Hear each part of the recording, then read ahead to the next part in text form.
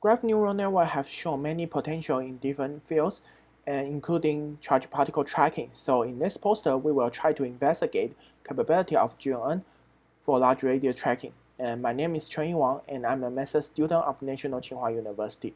And I will present our latest result on GNN large radius tracking virtually, and my contribution number is 51. Okay, so let's get started with the long-line particles.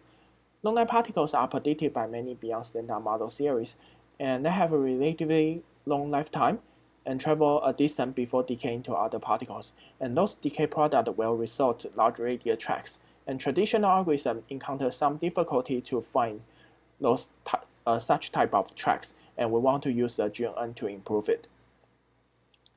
To do so, we start with the generate our simulated data focus on heavy neutral lepton process with a triple muon final state, and those displaced muon will be used for measuring GNN performance.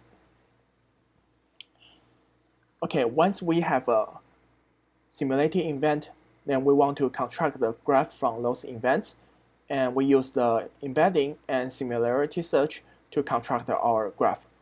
And this method makes no assumption on production vertex precision.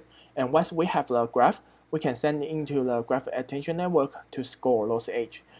And once it's complete, we can use those score in the final stage, track reconstruction stage. And we mark 1 minus the H score as distance and perform dB scan to get cluster. And those clusters are identified as the track candidates.